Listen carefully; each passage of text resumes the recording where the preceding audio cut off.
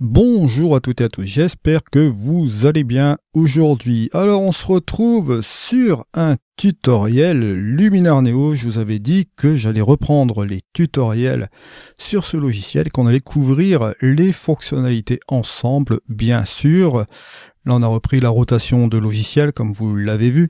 Et là, il va sans dire qu'on va reprendre donc ces tutoriels. Là, avant toute chose et avant de commencer, je tenais à vous faire parvenir deux informations. J'ai un nouveau pack de presets qui est disponible sur le Marketplace. Il s'agit d'un pack de presets réservé aux chats noirs. Ils sont mis à l'honneur, c'est les mystères des chats noirs. Vous le retrouverez donc ici. Je vous mets aussi dans le lien dans la description de cette vidéo, ainsi que mon coupon code habituel pour avoir la réduction supplémentaire. Deuxième chose, vous avez aussi également l'offre Black Friday de Skyloom au sujet de Luminar Neo. Bon, comme chaque année, vous savez très bien qu'ils font toujours les offres Black Friday. Alors pour cette fois-ci, vous avez toujours la possibilité, vous verrez les consulter, je vous mets tout cela dans la description de cette vidéo. Il s'agit de liens affiliés, question de transparence entre vous et moi, bien sûr. Vous verrez toutes ces offres. Et vous verrez aussi que vous pouvez utiliser, en plus de cette offre Black Friday qui est vraiment pas mal du tout, vous pouvez utiliser mon coupon code aussi AFSEDI habituel, et je vous mets tout cela dans la description de cette vidéo. Voilà. Tout cela étant dit au niveau des informations, maintenant on va commencer notre tutoriel et on va s'intéresser aujourd'hui à la capacité de masquage qu'on a dans Luminar Neo, notamment à côté de celle de la luminosité concernant les masques de couleur. Je voulais vous consacrer aujourd'hui un petit épisode spécial par rapport à cela. Et pour commencer, ce que je vais vous conseiller de faire vraiment à tout prix, je vous le dis toujours à chaque fois, mais bon, c'est pas pour rien, c'est d'aller voir mon épisode sur la synthèse additive RVB qui va vous permettre de revoir un petit peu comment fonctionne cette synthèse additive RVB au niveau des couleurs, avec l'intensité lumineuse des couleurs, pour vous obtenir justement ces fameuses couleurs. Pourquoi je vous dis ça? Pour la simple et bonne raison que ces masques de couleurs, ils vont utiliser la synthèse additive RVB pour générer aussi ces masques. Et là, on va le voir juste maintenant. Là, vous voyez, bon, c'est une roche ici. On va le laisser tel quel. Là, ici, bon, je regarde un peu ce que je peux faire sur le développement. Je vais pas m'embêter, je vais simplement booster un peu mon point noir, vous voyez, pour qu'il aille à l'extrémité ici, puis un petit peu là, ouais, voilà, juste comme cela. On va pas chercher à grand chose. Je vais même laisser le luminaire par défaut. C'est pas ce qui va nous intéresser ici aujourd'hui pour le développement. Je vais même pas chercher à dégager mes ombres. Allez, pourquoi pas. Un petit peu, là, je vois que j'ai un petit peu d'ombre un peu à dégager ici. Ouais, voilà.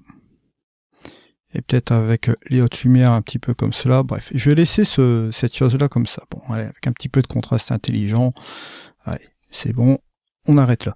Alors ici, vous avez bon ce nouveau type de masquage qu'on va retrouver bon dans les différents outils du Luminar Neo en fait. Hein. Là, vous allez voir que si je prends l'amélioration AI, et si je vais augmenter l'accent, bon l'accent AI, voilà, juste comme ceci, je vais l'appliquer pourquoi pas à 27%. Si je vais dans le masquage, vous allez avoir accès à cette fameuse fonctionnalité qui est masque de couleur. Si j'appuie sur ce masque de couleur, il va y avoir un petit temps d'attente pour la génération de ce masque, bien sûr, ou plutôt un petit temps d'attente pour l'analyse de l'image. Alors là, vous voyez qu'on peut aller sélectionner ici une partie dans l'image. Vous voyez que c'est relativement intéressant ce petit truc, on peut vraiment être précis pour la sélection de la couleur. Comment on va interagir cette fonctionnalité au niveau de ce masquage? Si je prends par exemple cette couleur ici, boum, je clique. Voilà. Je vais avoir ici un masque, un filigrane rouge qui va apparaître.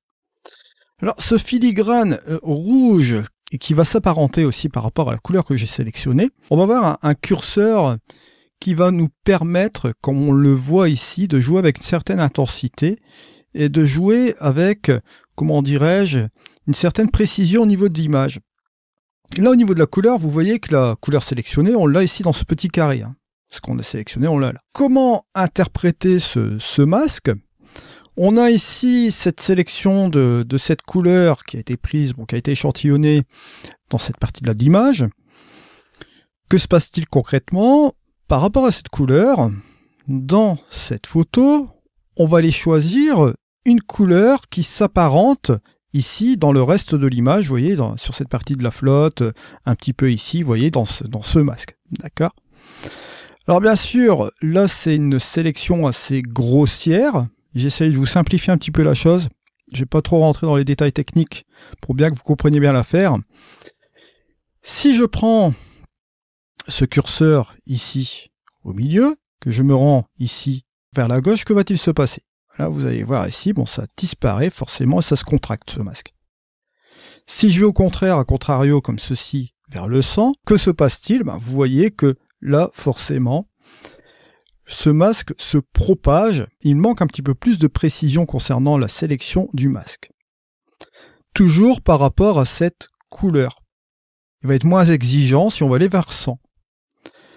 Et vous voyez que vous avez une étendue de ce masque comme ceci. Alors pour avoir plus de précision, avec ce curseur range, vous allez vous rendre forcément ici. Vous allez vous rendre un petit peu ici en arrière. Et vous allez noter que les pixels vont se contracter et se rapprocher le plus de cette couleur. Alors si ça se rapproche le plus de cette couleur, il y a une contrebalance là-dedans. Il y a un petit problème qui risquerait d'arriver aussi.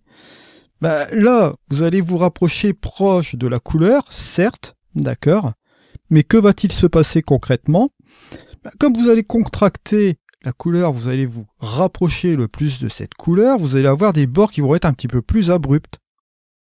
Et donc, le risque là-dedans de tomber dans le piège, de prendre un seuil ici d'acceptabilité un petit peu plus petit, ce qui va se passer, là, on va le dire franchement, ça va vous donner des masques qui vont être un peu bizarres, on va le dire.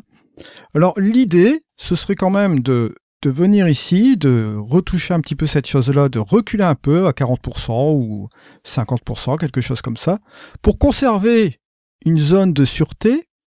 Et à partir de ce moment-là, vous pouvez travailler encore de nouveau avec la marche arrière, prendre votre pinceau, et vous allez utiliser la fonction effacer. Mais bon, vous voyez qu'on ne voit pas le masque qui a été généré. Alors pour ce faire, on revient en arrière, on va sélectionner les actions du masque et on va afficher notre masque qu'on a utilisé ici. Voilà, ce masque a été généré avec le masque de couleur. Et là pour ce faire, vous prenez tout simplement le pinceau et vous prenez le module effacer. D'accord? Et là cette fois-ci, on va pas s'embêter, on va tout simplement enlever les parties qui ne nous intéressent pas, juste ici par exemple au niveau de la flotte. D'accord? Ce qui fait que là, on va avoir le bénéfice d'utiliser ce qu'on a ici sur ce masque, d'accord? Ce masque qui est visible, on le voit ici, en filigrane rouge. Et là, vous voyez qu'on a chassé, là on a encore quelques petits trucs ici, au niveau de la mer, d'accord? Juste comme cela. On chasse les éléments qui ne nous intéressent pas autour, tout simplement. Ce qui nous permet d'avoir un masque, moi c'est le premier conseil que je vous donne avec ces masques de couleur, d'avoir un masque qui soit un petit peu plus uniformisé, plutôt qu'un masque qui va se rapprocher le plus de la couleur, il va vous donner le côté un peu abrupt, et forcément au niveau de la sélection, ça va pas être bénéfique. Soyons clairs. Alors une fois que ça c'est fait, on va revenir ici en arrière, on va enlever l'affichage de ce masque, et là vous allez voir, si je prends mon accent AI, je vais utiliser mon accent AI, je vais l'utiliser tout simplement sur la partie de mon masque qui a été générée. Sur ma roche. Juste ici. Et si je fais un avant-après, vous voyez, avant, hop, après, vous voyez que là, ça apporte un bénéfice. Vous voyez, avant et après. Et n'oubliez pas que vous pouvez toujours copier le masque. Et si vous voulez ajuster encore quelque chose dans ce masque à partir de cela, vous pouvez toujours le faire. Toujours plein de possibilités, bien sûr. Je voulais vraiment m'attarder pour cette fonctionnalité de masque, au niveau des masques de couleur, parce que et faire un truc qui soit vraiment pratique aussi aujourd'hui au niveau un travail pratique concernant cette fonctionnalité, parce que vous allez voir que vous allez retrouver cette fonctionnalité là sur pas mal d'outils dans Luminar Neo, à partir du moment que vous avez le masquage, donc le reste des outils ici, bien sûr de ce logiciel, et cet outil bien sûr est très très important. De toute façon, c'est vraiment une gestion qu'il y a à faire, c'est un truc à bien réfléchir. Faites attention de ne pas trop vous rapprocher de la couleur, de ne pas trop vouloir vous rapprocher de la couleur absolument du premier coup avec l'outil, avec ce curseur de seuil, le range là, d'accord? Faites plutôt ce que j'ai fait, vous regardez votre masque, Vous sélectionnez le plus de pixels que vous voulez, selon la couleur bien sûr. Et si ça va un petit peu plus loin au niveau de l'image, parce que bon, je vous rappelle, dans la synthèse additive RVB, il n'y a pas 36 000 couleurs, il y a 3 couleurs qui fonctionnent dessus, le rouge, le vert et le bleu, et c'est ces intensités lumineuses qui vont vous permettre d'aller sélectionner les couleurs, d'avoir des couleurs différentes de votre photo, bien sûr. Je vous rappelle, n'hésitez pas à aller revoir l'épisode, bien sûr, sur Photoshop, c'est très très important. Voilà.